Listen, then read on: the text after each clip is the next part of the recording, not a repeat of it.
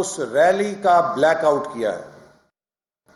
پاکستان میں آج جمہوریت کے لبادے میں بدترین آمریت مسلط کر دی گئی ہے۔ پاکستان کے عوام نے آمریت کو کبھی قبول نہیں کیا، اس کے لیے جانیں بھی قربان کی ہیں، گرفتاریاں بھی دی ہیں، لیکن اپنی آزادیوں کو کمپرومائز نہیں کرنے دیا۔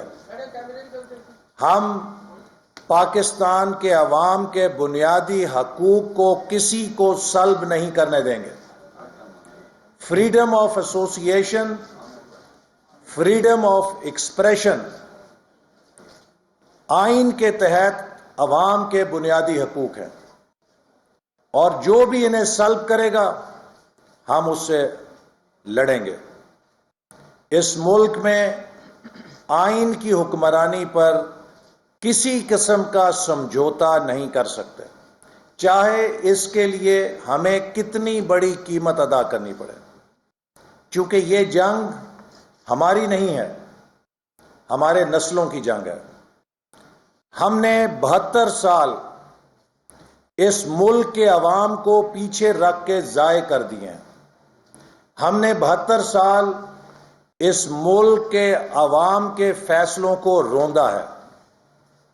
ہم اگلے 72 سال ضائع نہیں ہونے دیں گے، اور اب وقت آ گیا ہے فیصلہ کن جد و جہد کا، تاکہ اس ملک میں بھی جیسے دیگر ممالک میں، ہمارے خطے میں دیگر ممالک میں عوام کے حق حکمرانی کو تسلیم کر لیا گیا ہے، اس ملک میں بھی اس حق کو تسلیم کیا جائے۔ میں کل کی سلیکٹ وزیر اعظم کی تقریر کے حوالے سے یہ کہنا چاہوں گا کہ پوری قوم نے دیکھ لیا ہے کہ سلیکٹڈ وزیر اعظم کی واشنگٹن ڈی سی میں بھی وہی تقریر تھی جو اگست 2014 کو ڈی چوک کے کنٹینر کے اوپر کھڑی ہو کے کی تھی، 2015 میں بھی وہی تقریر کی تھی، 2016 میں بھی وہی تقریر تھی، 18 اور 19 میں بھی وہی تقریر ہے۔ کراچی بزنس مین کے پاس جائیں تب بھی وہی تقریر ہے، قومی اسمبلی میں کھڑے ہوں تب بھی وہی تقریر ہے، چین کی کمیونسٹ پارٹی کے اسکول میں تقریر کریں تب بھی وہی تقریر ہے، انٹرنیشنل انویسٹرز کے سامنے تقریر کریں تب بھی وہی تقریر ہے۔ تو یہ وزیر اعظم جو سلیکٹڈ ہے ثابت کر رہا ہے کہ بدقسمتی سے ان کے پاس کوئی نہ پلان ہے، نہ سوچ ہے، نہ صلاحیت ہے، نہ تجربہ ہے۔ میں وہ لفظ استعمال نہیں کرنا چاہتا کہ جو اوپر کا کھانا ہے وہ خالی ہے، چونکہ ہر جگہ الزام تراشی، ہر جگہ بہتان، ہر جگہ ملک کی بدنامی، پاکستان کو کرپٹ ملک پیش کرنا۔ کل موصوف تقریر ایسے کر رہے تھے کہ جیسے کوئی این جی او کا لیڈر ایڈوکیسی کرتا ہے اور لوگوں کو معلومات دے رہا ہوتا ہے۔ عمران خان نیا لیڈر نہیں ہے، عمران خان کے پاس 6 سال کا اقتدار ہے، 5 سال خیبر پختونخوا میں حکومت کی ہے، 1 سال وزیر اعظم سلیکٹ کے طور پہ کام کیا ہے۔ 6 سال کے بعد اگر کوئی شخص یہ کہے کہ ہم تعلیم کے نصاب پہ کام شروع کریں گے، ہم صحت کے لیے یہ کام شروع کریں گے، ہم فلانا یہ کام کریں گے، یہ گے کا سیگا اس کو سوٹ نہیں کرتا۔ اس کا مطلب یہ ہے کہ وہ خیالی پلاؤ بناتا ہے اور خیالی پلاؤ بیچتا ہے۔ الحمدللہ مسلم لیگ نون نے اس کے مقابلے میں خیالی پلاؤ نہ بیچے نہ بنائے، بلکہ حقیقت میں قوم کے مسائل کو حل کر کے دکھایا۔ لوڈ شیڈنگ کا مسئلہ ہم نے 12,000 میگا واٹ نئی بجلی پیدا کر کے حل کیا۔ دہشت گردی کی جنگ پاکستان کے بجٹ سے 500 ارب سے زیادہ رقم فراہم کر کے جیتی۔ سی پیک کے 28.5 ارب ڈالر کے منصوبے زمین پہ کھڑے کر کے دکھائے۔ 2000 کلومیٹرز موٹر وے تعمیر کر کے دکھائیں۔ کل سلیکٹ وزیر اعظم فرما رہے تھے کہ انہیں پتہ چلا ہے کہ پاکستان میں کوئلے کے بہت بڑے خزانے ہیں، تو ان کی معلومات کے لیے عرض ہے کہ کوئلے کے ان خزانوں کو مسلم لیگ نون کی حکومت نے سی پیک سے فائنینسنگ لا کر دی، اور سندھ کی صوبائی حکومت نے اس کے اوپر کام کیا، پرائیویٹ سیکٹر شامل ہوا، تو وہاں پہ کوئلے کی کان بھی کھد چکی ہے اور بجلی کا پیداواری پروجیکٹ بھی بجلی پیدا کر رہا ہے۔ یہ خواب مسلم لیگ نون نے حقیقت بنا دیا ہے، اور آج وہاں پہ 6 ارب ڈالر کی پرائیویٹ انویسٹمنٹ آ رہی ہے تھر کے کوئلے سے بجلی پیدا کرنے کے لیے۔ تو یہ کام مسلم لیگ نون کی حکومت پہلے کر چکی ہے، جس کو آپ وہاں پہ ایک دریافت کے طور پہ بتا رہے تھے۔ اور پھر ویژن یہ ہے، ایک شخص واشنگٹن میں جاتا ہے، امریکہ میں جاتا ہے، تو اسے پاکستانی قوم کا نمائندہ بننا چاہیے۔ وہ پی ٹی آئی کا چیئرمین نہیں ہے، لیکن آپ نے سنا کہ انہوں نے وہی تقریر کی جو کوئی سیاستدان شاید موچی دروازے میں کھڑے ہو کے کرے گا۔ وہ تقریریں جو پاکستان میں قومی غیرت کی جاتی تھیں کہ پاکستان کی خارجہ پالیسی کیسے غیرت پہ مبنی ہوگی، کیسے خود مختاری پہ مبنی ہوگی، کیا ہی مزہ آتا کہ وہ تقریر وہاں دہرائی جاتی۔ لیکن وہاں پہ کہا گیا کہ میں دیکھو بس جا کے نواز شریف کا ٹی وی اور اے سی بند کراؤں گا، بس یہی میرا تمغہ، یہی میرا نشان حیدر ہے۔ جس شخص کی سوچ کا یہ عالم ہو، اس کے اعصاب پہ نواز شریف اتنا سوار ہو کہ ملک کے اندر بھی نواز شریف نہیں اترتا اعصاب سے، اور واشنگٹن میں بھی جا کے اس کو نواز شریف سے آزادی نہیں ملتی، اور وہ نواز شریف کے بارے میں ہی سوچتا ہے، تو آپ اس شخص کا اندازہ کر سکتے ہیں۔ آج آپ کو ہم بتانا چاہتے ہیں کہ ہمارے سابق وزیر اعظم شاہد خاقان عباسی، جو سابق وزیر پیٹرولیم بھی تھے نواز شریف صاحب کی کابینہ میں، ان کے خلاف جو کارروائی ہوئی ہے وہ سراسر انتقامی بنیادوں پر ہوئی ہے، اور عمران خان کے کہنے پر ہوئی ہے، جس کی انہوں نے تصدیق اپنی تقریر میں خود فرما دی ہے۔ شاہد خاقان عباسی صاحب کا گناہ یہ ہے کہ انہوں نے 2013 میں پاکستان میں بدترین گیس شیڈنگ یا گیس کی کمی کے بحران کو 4 سالوں میں حل کر کے دکھایا۔ شاہد خاقان عباسی صاحب کا گناہ یہ ہے کہ وہ ایل این جی کا ٹرمینل جو گزشتہ 10 سالوں سے مختلف حکومتیں اس پر کام کرتی رہیں اور کامیاب نہیں ہو سکیں، انہوں نے 11 مہینے کے اندر دنیا کا سستا ترین ایل این جی کا پلانٹ لگا کے پوری انڈسٹری کو حیران کر دیا۔ اور یہ ایل این جی پلانٹ دروازہ بنا پاکستان میں ایل این جی کو درآمد کرنے کا، جس سے ہم نے گیس کی کمی پر قابو پایا، جس سے 5000 میگا واٹ سستی ترین بجلی پیدا کرنے کے 3 یونٹس چلے، بلکہ 4 یونٹس۔ اسی طرح اس گیس سے پاکستان کی ٹیکسٹائل انڈسٹری اور پاکستان کی فرٹیلائزر انڈسٹری چلی۔ اگر شاہد خاقان عباسی یہ کام نہ کرتے تو پاکستان کی معیشت کو اربوں ڈالر کا نقصان پہنچتا۔ ان کا یہ کارنامہ ہے کہ انہوں نے پاکستان کی معیشت کو اربوں ڈالر کے نقصان سے بچایا ہے۔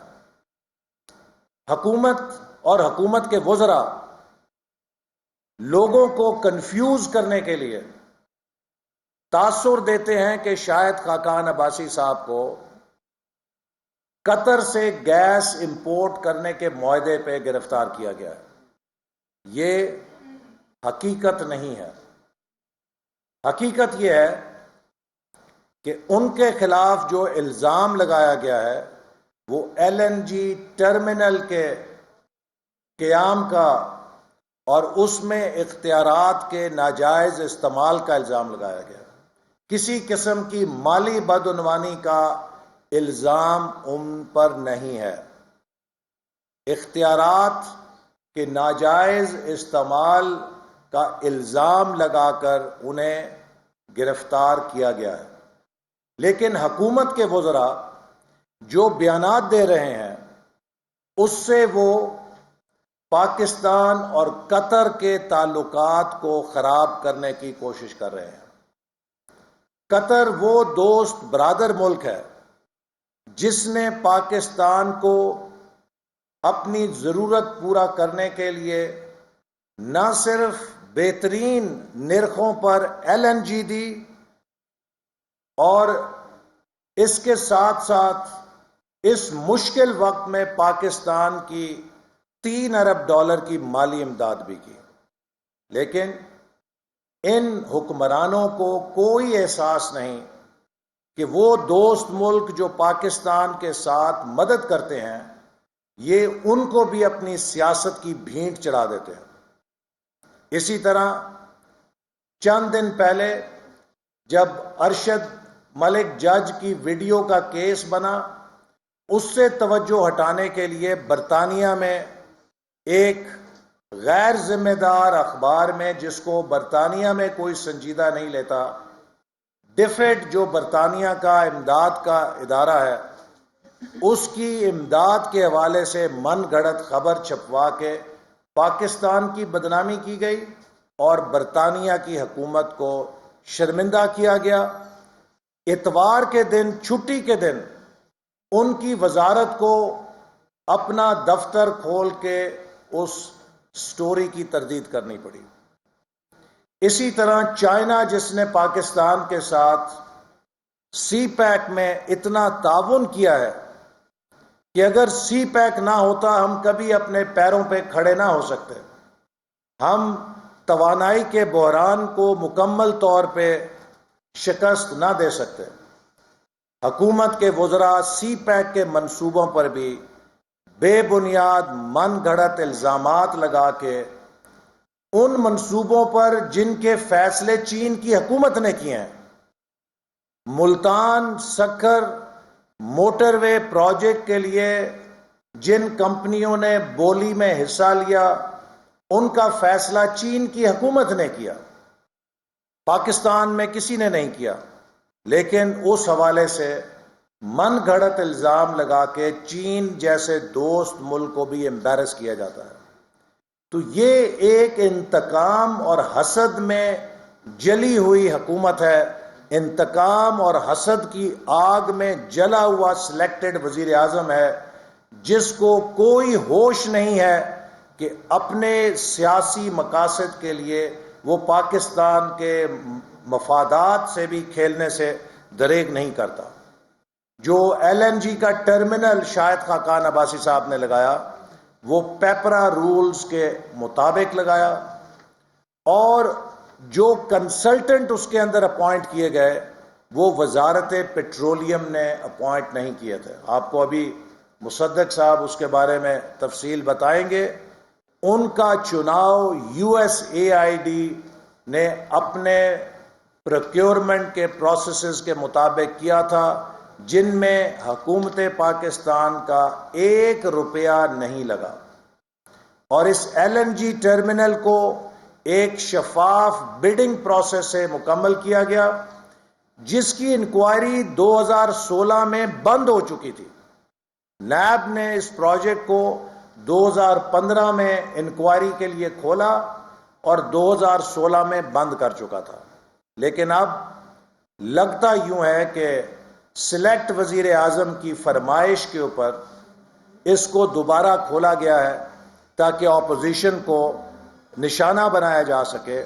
لیکن ہم ان کے ہتھ کنڈوں سے، ان کے ایسے اقدامات سے نہ اپنی جد و جہد چھوڑیں گے اور نہ حکومت کی ناکامیوں کو لوگوں کے سامنے پیش کرنے کے اپنے فرض سے پیچھے ہٹیں گے.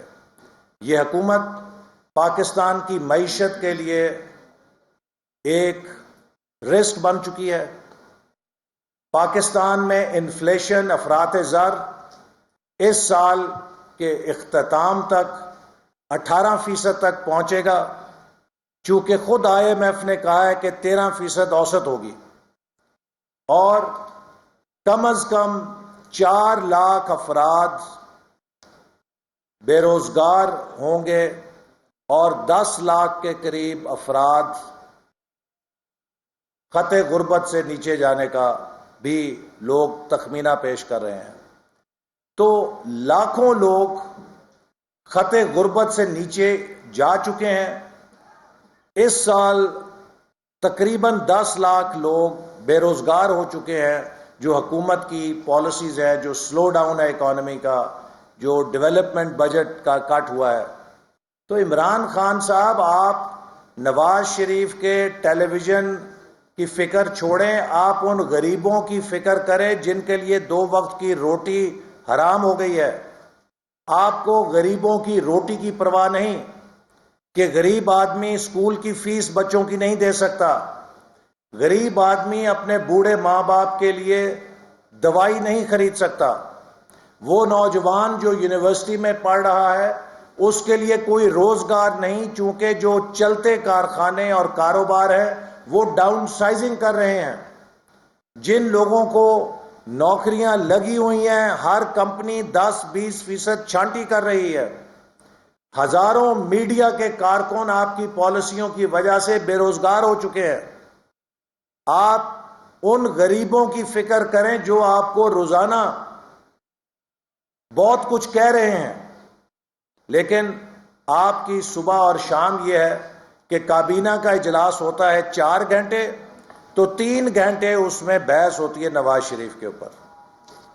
اور اگر 7 سمندر پار سلیکٹ وزیر اعظم جا کے جلسہ کرتا ہے تو موضوع خطاب ہوتا ہے نواز شریف. بھئی اب آپ اس ملک کی فکر کریں جہاں پہ سلیکشن کے ذریعے آپ کو بھیجا گیا ہے. اس کی کشتی ڈوب رہی ہے، اس کی معیشت ڈوب رہی ہے. آپ کی پالیسی ملک کے لیے نیشنل سیکیورٹی رسک بن رہی ہے. پاکستان کا دفاع، پاکستان کی سلامتی داؤ پر لگ رہی ہے.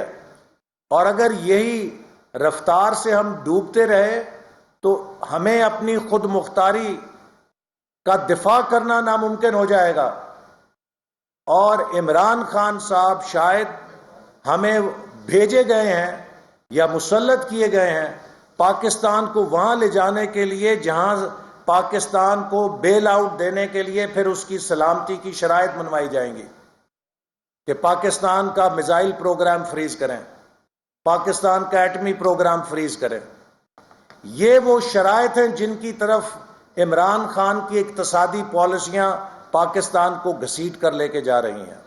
تو انہی الفاظ کے ساتھ میں مصدق صاحب کو کہوں گا کہ یہ LNG ٹرمینل کے حوالے سے جو بے بنیاد کیس بنایا گیا ہے اس کی مزید تفصیل آپ کو بیان کریں.